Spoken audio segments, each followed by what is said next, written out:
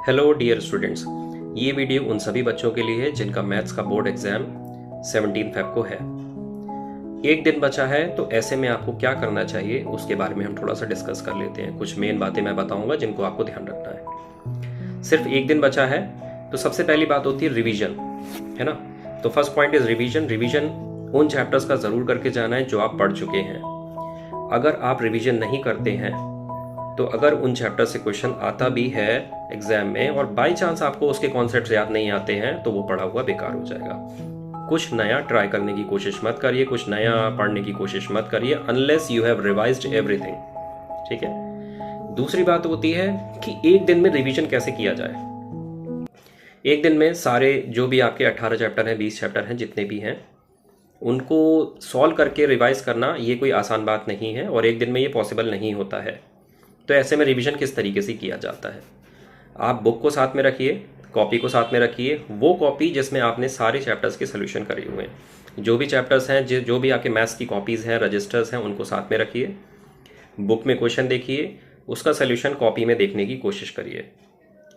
इससे क्या होता है कि इससे आप सारे चैप्टर्स के क्वेश्चंस को करते चले जाते हैं, उनको पढ़ते चले जाते हैं ना। उनको आपको सॉल्व नहीं करना है, उनको सिर्फ पढ़ना है, लेकिन इस तरीके से पढ़ने की कोशिश करिए जैसे कि हाँ, मन ही मन में उनको मेंटली आप सॉल्व करने की कोशिश कर रहे हैं, सोल्यूशन छुपाने की कोशिश करिए इस तरीके से। अच्छा, सारे क्वेश्चंस तब भी नहीं कर पाएंगे। This is also not an easy task कि सारे क्वेश्चंस के सोल्यूशन हम देख लें। नहीं है, ये भी पॉसिबल नहीं हो पाएगा क्योंकि कुछ चैप्टर्स ऐसे आएंगे जहाँ पर वर्ड प्रॉब्लम्स बहुत ज़्यादा है।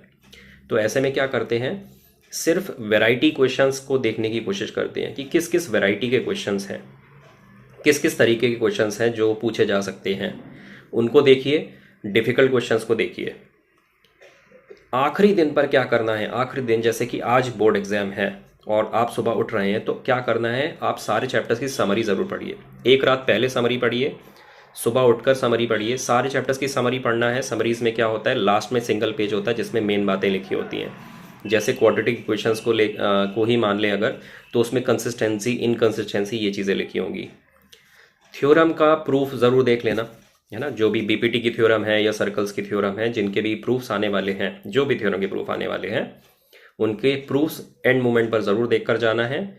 और बाकी ये बात ध्यान रखना कि आपको सॉल्यूशंस को सॉल्व करना ये कोई आसान बात नहीं है एक दिन में। तो कॉपी से देख देख कर ही पढ़ कर जाना है। और कहीं कोई डिफ़िकल्ट क्वेश्चन लगता है कि हाँ चलो इसको सॉल्व कर देख लेते हैं, तो उसको देख लेना।